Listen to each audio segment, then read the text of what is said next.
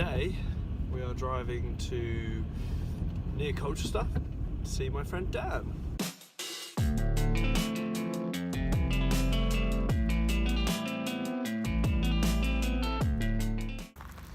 So Dan is a property developer. He owns a company called Friendly Homes Limited, and it's really interesting because we both started in property around the same time but came from a very different background. So myself obviously design, entrepreneurship, and I went into multi-let properties and service accommodation, etc. Dan, on the other hand, because of his trades and construction background, went straight into land development and building new homes. And it's really fascinating to see where he's gone. So today is very much about catching up with him, seeing what's going on with his latest development, and yeah, hopefully having some lessons shared.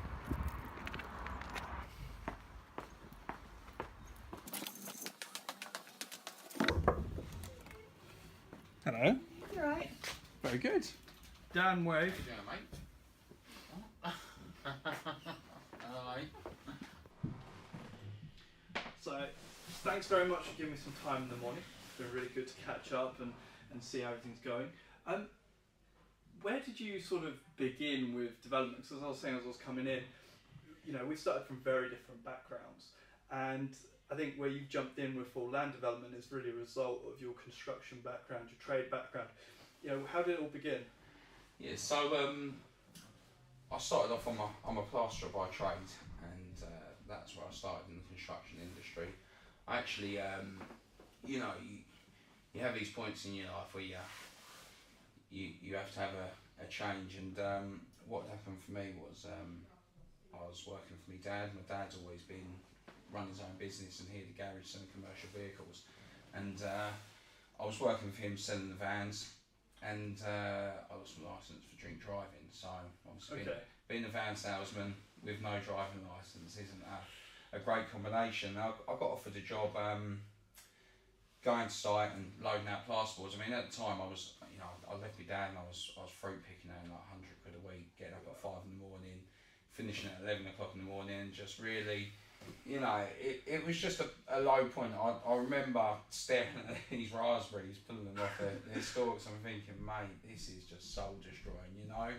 I'm not earning no money, you know, I'm bored for the rest of the day, and things have got to change. So anyway, I got offered to go and do loading out on site, which is loading the building materials into the various flats, and that was on development of flats in Brightonsea. And I just started off there, and I see it as a sort of, you know, means to an end really. It was just going to be a short-term thing until I'd applied for a couple of jobs in the bank, and funnily enough, I actually got offered to go and work in Barclays. I got offered a job in Barclays from an interview I had, but I turned it down because I was having so much fun when I actually got on site. Fair enough. How old were you at the time? 18. 18, right? Yeah, Okay. So yeah, you know, I got on site and I was in my element really. It was great fun. The bank was great and everything, and I see plasterers there, and they were earning 150 quid a day, and I thought, mate, if I just get this trade behind me, I can always fall back on this, and that'll be my sort of like, you know, my roots. It gives me something to always fall back on. So that was what I did. Anyway, within 18 months of working on this building site, I was out on my own plastering for a series of events, which is a bit long-winded to go into now. You know, so I was always quick. I've got a natural. I'm just naturally drawn towards constantly moving on. I don't like staying in the same space for too long. I like to keep going and churning and doing different things. So it's very common with entrepreneurs, and there's always that itch to move forward. I think that's why we're entrepreneurs at the end of the day, isn't it? You know, that's what makes us different, isn't it, at the end of the day? So yeah, in 18 months, most people are spending 3-4 years working as a labourer for a plasterer. 18 months time I was on my own, and just as I went out on my own, the 2008 crash happened, and everything dropped off the face of the earth, you know. How did that hang?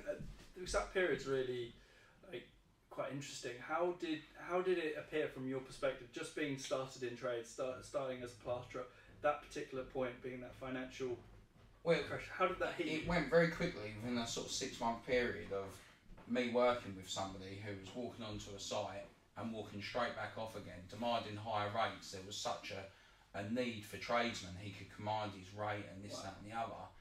To like, I went out on my own, and then within 3 months that site had been shut down.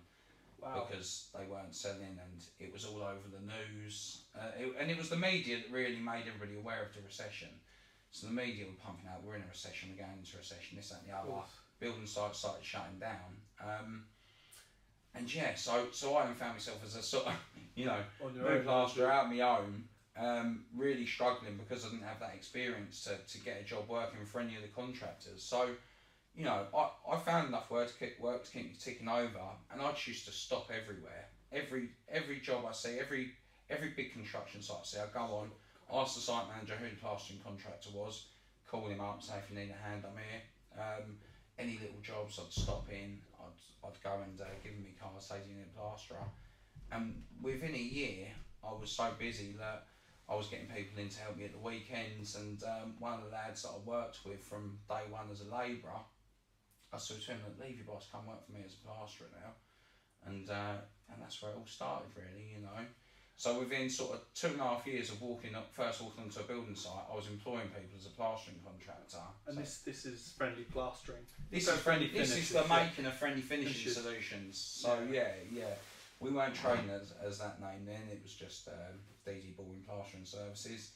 And I kept seeing lots of JJ Drywall Services and DRT plastering, and and what I could see was that there was just an aggressive attitude with a lot of plasterers and towards the general public. So that's where the friendly finishing solutions come from.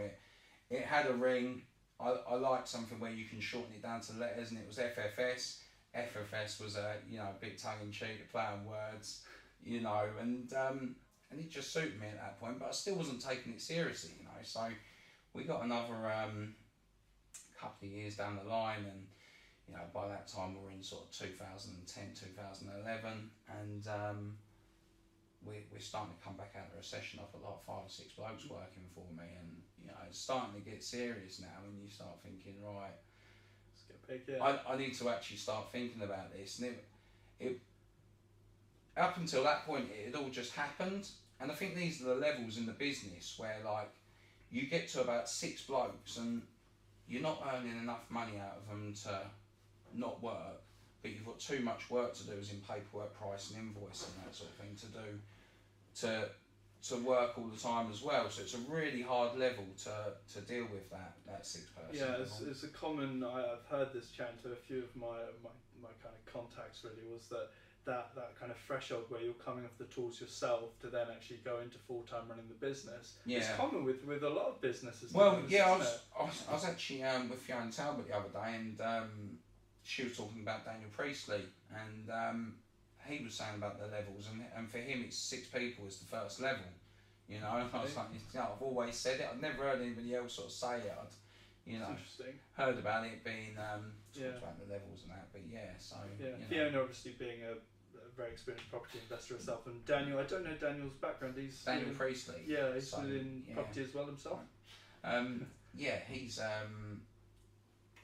He's wrote a few books, so one of them being 24 Assets, which I listened to recently. Sure. Several other, I think it's the Entrepreneur's Revolution. Yep. He's quite good to listen to. He's got some really good material. I disregarded him a few times. I'd seen a couple of blogs early on and didn't really like what he was saying, but he definitely has got some good stuff to talk about. 24 Assets is a really good book. You've answered one of my questions, which would have definitely been, who would you recommend just check out there in the space, just to for advice, for ideas, for inspiration. So I think there's loads of different. There's a lot of people. Loads of different aspects depending on what you're looking for. So Daniel Priestley, I'm going to listen to 24 Assets again, because we're going to start looking at building our operations manual. I started one and half done it several years ago, and I want to rebuild that for my trading company for the plastering contracting. Yeah. And I'll definitely listen to the 24 Assets book again, because it's got some really good stuff in there.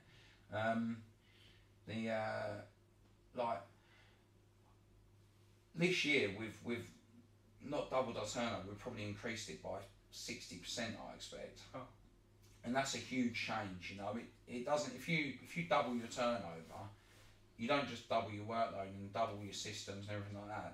These things explode exponentially. It's a massive change. Your systems are going out of date by the month. You know, you're realising that you've got you know, when a business grows, systems will inevitably go out of date, obviously to the scale of your business. Yeah. And I'm a big believer in systemization, and not only that, but having the ability to be modular with your systems and your business, so it's quite easy then to scale. But in reality, it's a lot more challenging than that, because suddenly these other issues come into play. You know, if you're a small business, you suddenly could become VAT registered. If you're growing beyond certain number of properties, you've then got, you know, do I move forward from having all my properties being managed by outsource agents, or do I bring that in-house and form my own lettings agent? So it is a very interesting question when you deal with that issue of scalability.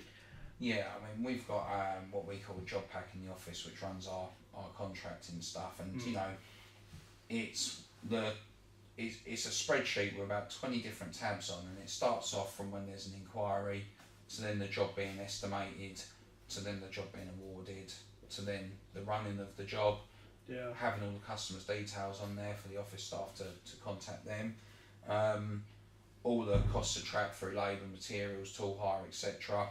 That's all recorded on there. It spits out profit and loss at the end. Now that system there started on paper and has probably been changed and adapted 15 times in the last 6 years. You know, these things just go out of date so quickly, and it's getting it right, you know, because what works for one person doesn't necessarily work for you. You see good ideas, you think I could integrate that.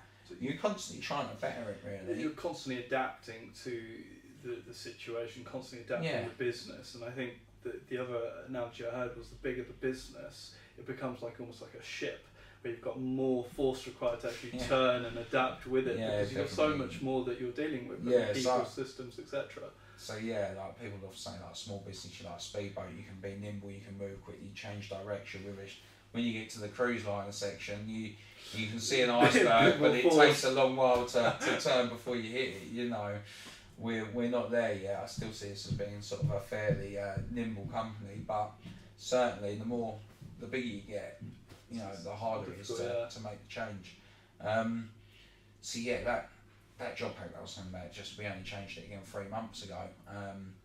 Whenever we do a build, we then sit down, we dissect all the costs, so we know what it is costing to actually build the house itself without anything around it. We know how much the inspections, the surveys, the reports that have to be done for pre-construction cost us. We know how much the utilities cost us. We know how much the groundworks cost us, the landscaping cost us, how much the site clearance costs us, and then we break all that down into square meterage rates.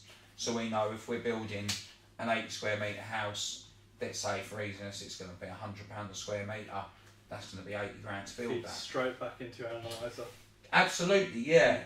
So on Berek Street, it's our first big development, building 7 houses. I wanted to make that a little bit easier to dissect at the end. And this is the property which we're going to go have a look at. That's the one, yeah. Yeah. So we adapted all the job packs so that we're not just allocating our costs into labour, materials and tool hire, we're actually allocating it into all the various stages of work, and that sits directly against our budget, and you know, it's in summary, like saying, when you're growing a business, things just don't go with the rate. Just because you're doubling the size of a business, it doesn't mean your systems and your layers double.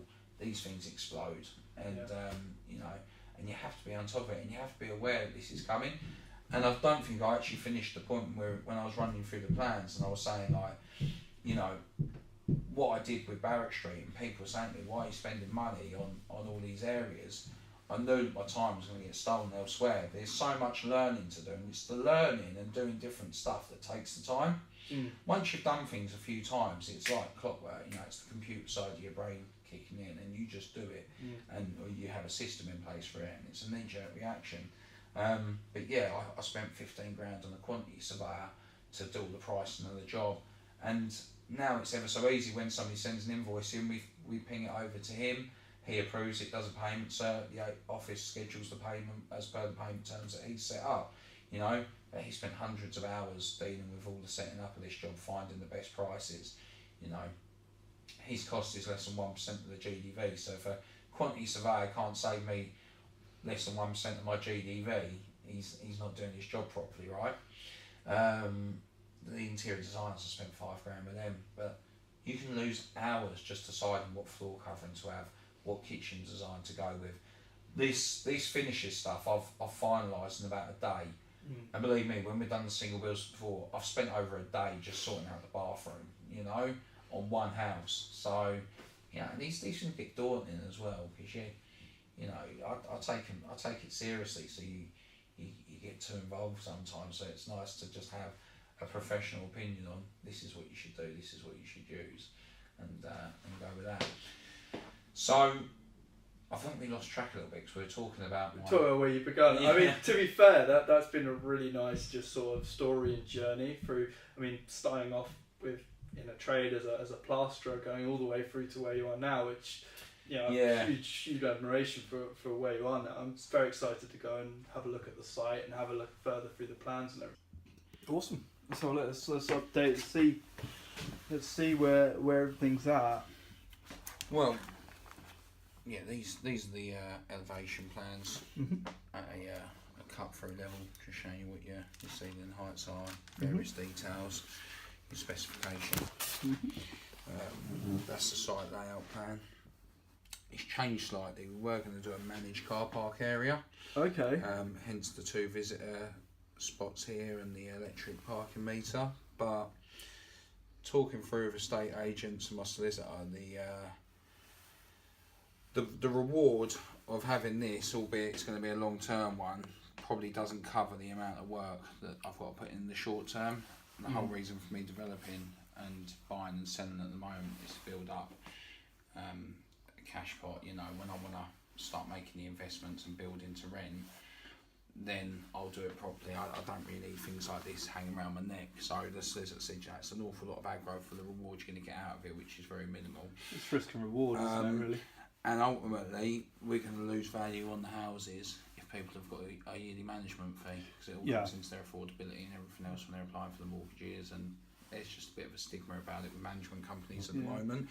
So now your end terraces 4 and 7 have got 3 spaces each, and there is no visitors, and the plots will simply be carved up. I was going to say, that's ample parking. It's usually, I can't remember what the usual specification is. Is it 1.5 a unit or something like that? No. Generally, your parking numbers go with your bedroom numbers. Now, getting towards town centre where this is, we could have got down to 1 space per house if we needed to, but we didn't need to. We had the space to give the right amount of parking.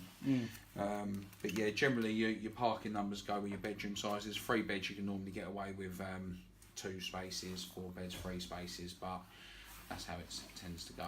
Yeah. I think last time we were at, I'll put in some of the clips from last time, but I think we were putting in the footings, I believe, weren't we? Yeah, that's right. Yeah, we were.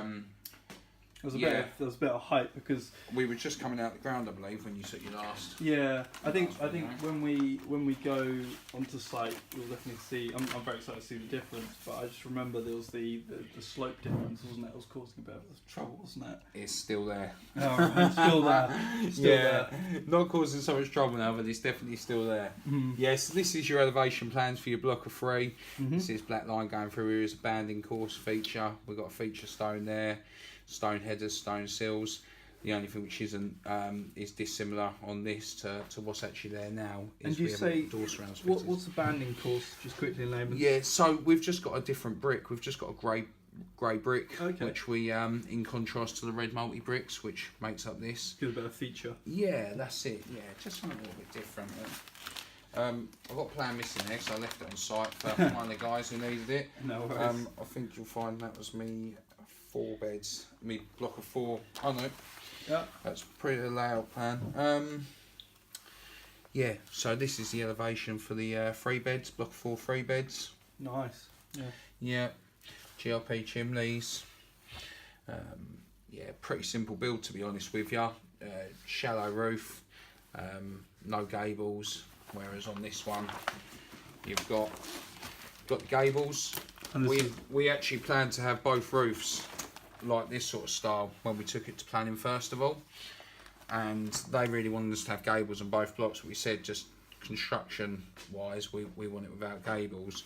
Okay. So the trade-off was to have one building with gables and one without. Is that because of the style, general style within the street and in keeping, or was Absolutely, that just, yeah. They wanted to they wanted this cottage sort of look, so this very mirrored sort of image. It's slightly frustrating. I don't know if I've got the layout drawings here. No, I haven't. But you'll see our bathrooms are spaced awkwardly within the houses, because typically you'd like to have your door slightly over and your bathroom to the left hand side of the door as you go in. We've had to put them within the middle of the houses, but you know, it's worked out. It's generally a good layout.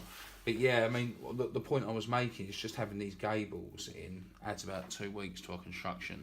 Right. Okay. You So know. these small features. Can Yeah, really add you to it, can't know, they? you really need to know where you're going when you're bringing it through planning with Sure. details like this, and that's why Yeah. you know, anybody who's doing this who isn't an experienced builder just needs to get your builder on board when you're looking at it, because From early stage. yeah, absolutely, there's so many details within construction, within the planning and the working drawings that you know the architects will specify a great product, but it costs you have to build if you're not careful. So these are structural drawings, nothing. Section of the footings, retaining walls.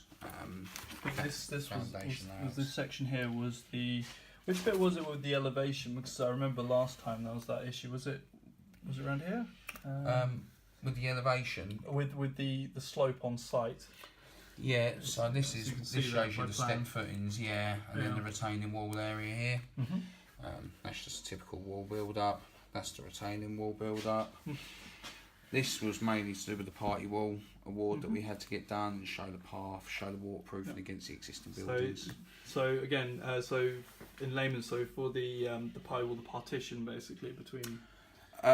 The party wall agreement is if you're building within 3 metres of somebody else's building, you need a party wall agreement in place, which basically is a process that you go through where they'll want to inspect the footings, make sure that your footings aren't having an impact on their building Next in door. your house.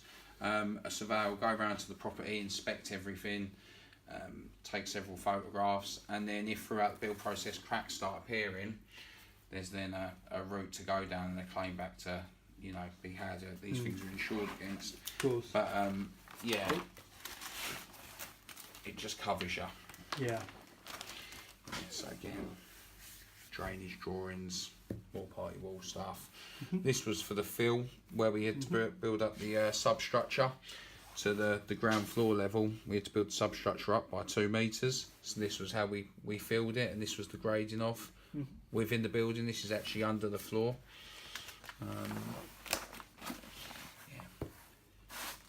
Floor joists, you know, step layouts. It's all pretty boring stuff, really. So what makes the house stand out? Yeah, that's it. Yeah, just some letters, some Visuals of how it's going to look. Yeah, that's it. Well, I'll show you that in the design pack. Yeah, definitely. Fantastic. So this is design pack I've got done by interior designers who are just down the hall from us. Yeah. What I was trying to do in this job, so typically where I've built the other properties before, we've built developments of 1s and 2s, and what I was aware of this time from growing my plastering business is how quickly your time can get eroded. So, you know, we spent about £5,000 with these guys, and they went through and designed from what floor covering's going to go on at the start to what furniture's going to go in the show house at the finish. Every detail is So, done. yeah. Done. Yeah. So yeah, they've been through and they've done all our, you know, like they're saying this is trending at the moment. Yeah. So that's the starting basis. Again, what's trending. Here's our layout on our 2 beds. Top floor layout on our 2 beds. So this is a mood board they actually created and then photographed, and that shows you our floor covering finishes. Yeah. Tile finishes. If we're going to use a wallpaper, to use that. Curtain colours, laminate colours for the Cardine. This is our upgrades list. Kitchen design. This specified the kitchens to use. They use the 2 beds here, just an example. bathroom, stuff to use for the bathroom. These are the visuals they created for us. So that's the block of four 3 beds, block of 3 2 beds. And with that feature there. That's it, yeah, and that's your banding course. Although that colour's a little bit off, we actually changed it to grey because we thought it sat in better with the colour that we chose. We chose a limestone colour in this stone, which is less sort of ivory, and yeah, for that reason we went for a grey brick through there, which we had to let planning make planning aware of for the discharge of planning conditions. So yeah, these are just some visuals we had done internally for the 2 beds.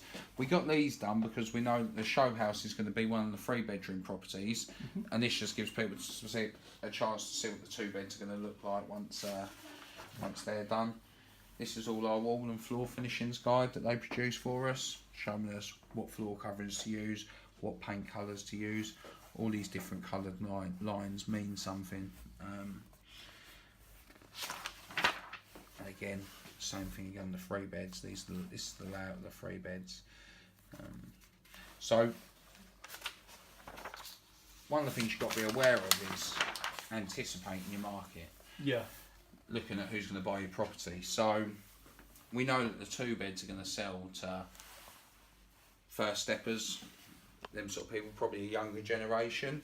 And due to the sort of space constraints, we decided to go for a whole open plan ground floor.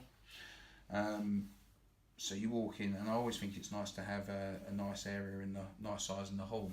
People see it's wasted space, but I think when you walk into somewhere, if you have a contrived hallway, you immediately feel like the places are small, which they are when you're building these sized homes. Yeah, so it's all about the perspective of the impression that you make. Yeah, first impressions are everything, absolutely. So you're going to walk in here when it's dressed. Okay, the other one's going to be dressed, but when it's dressed, you know, you're going to have a nice little counter here and things like that. It's going to make it feel nice and spacious.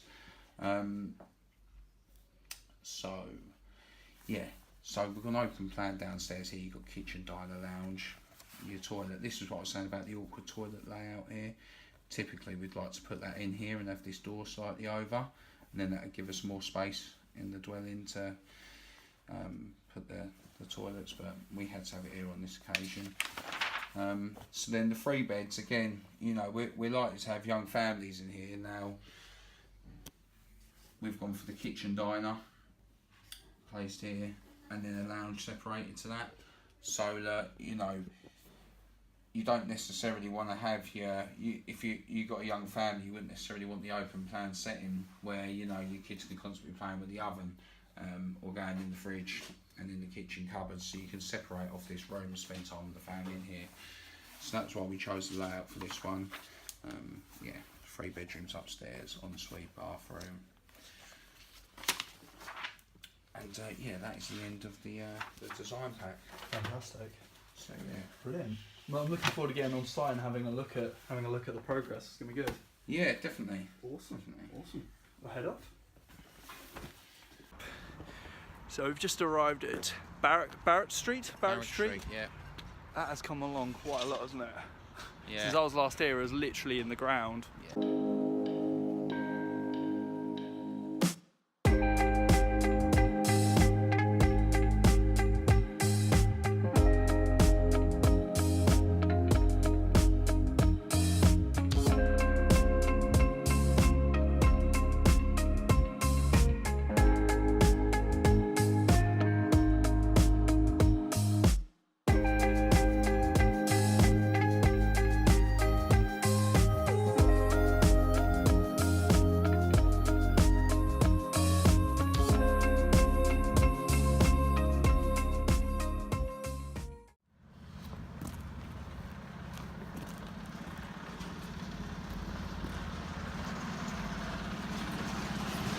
What we got going on then? We've got the bricklayers now. These are retaining walls, and the car park level comes up about 2 foot higher than this.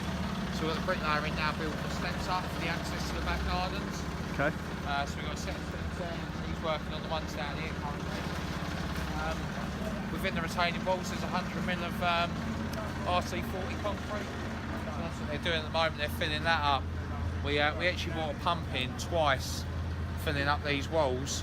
Done it first time, done it about 600, and the walls popped, and we had to take them all down, redo it again. Popped out. Yeah, popped, yeah. And then again, we done it where we just done a 300mm fill all the way round, and it popped again. Wow. So that's the importance of having a contingency, because that was about a £3 mistake in total. So you know, That's without the bit. Get another load, I'll give you a hand.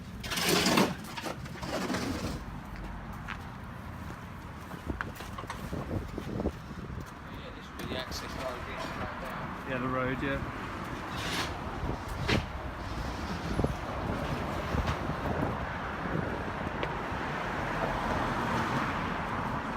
So the CGIs you took, you see earlier, they're pretty much as they are. Is that a feature? Yeah, that's the Yeah. stone seal. And you've got the up there. Which one's on there? That's that extra, Sorry? the gable roof. Yeah, that's the gable, and you see that. You just about see the stone in there. So yeah, we're currently at the stage where we're plastering the fourth unit. These two have been plastered.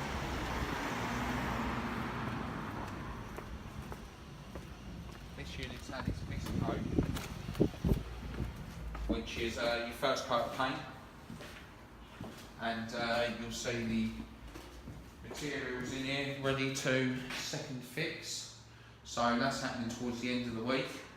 We'll be putting the skirt boards, architraves on, etc. We do all this for the air test, keep it nice and airtight. WC hallway, like I said to you, it's important to have a nice spacious hallway. Might lose a bit of living space, but it just feels more spacious, and there's value in that to whoever's living in. So this is your kitchen diner. Kitchen comes around here, stops about here. Dining area, little cupboard we put in there.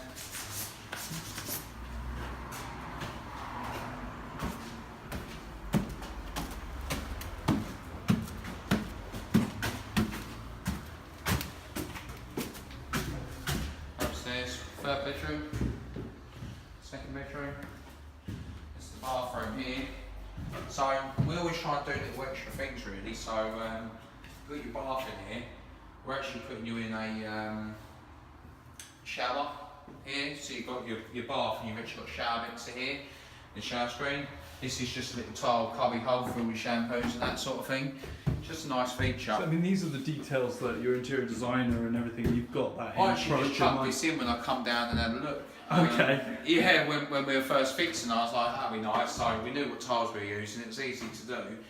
I just think it makes it nice for people. You know, it's just, These kind of features as well are really nice, like just from a yeah. design perspective. So here we've got a fitted piece of furniture, which is your sink, and you'll have seen it when with the design brochure. It's an all-in-one sink and toilet system. Yeah, sink and toilet system, and then this will be a full mirror in that space there, which will look awesome. Master bedroom here, built-in wardrobes going in here, mirrored units. Looking good. And you've got these copy of the plans there. Just Yeah. there we are. So this is actually this is this house. This is the plot that we're in at the moment here. This is actually a radiator plan. You'll just see them small little blue lines, just showing where the radiators are going. This is the ensuite. Again, fit piece of furniture in here. Shower here. Put another little tiled cubby hole in there. space. Your showers, your shampoos, etc. Very nice. Yeah, Very nice. better when it's done. So we're now on one of the 2 beds, and this is obviously a bit earlier stage than the 3 bed we saw beforehand. Absolutely. Yeah. So you got your kitchen in there, this is your living dining room area.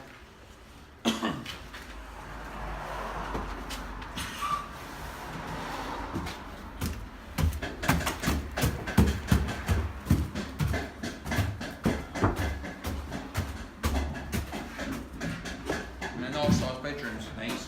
Oh yeah. So this is the second bedroom. Bathroom. Again, we're not actually going for that feature around. We've got a spotlight over it, and there'll be a fit piece of furniture in here, and then a full height mirror again. Cubby holes. Good noise. Second bedroom.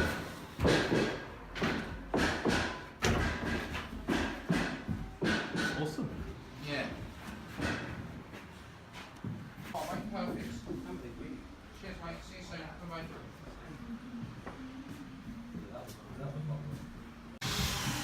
So we're just up in the upstairs of one of the furthest 2-bed properties. As you can see, it's now in first fix carpentry, and the roof's still going on. It's been a fantastic morning, just spending time with Dan, hanging out, catching up, seeing how his developments are coming along. I hope it's been of value to you guys. I'm definitely going to be catching up with Dan in the near future to see how the sites are progressing and generally catching up with him. So yeah, stay tuned and see you soon.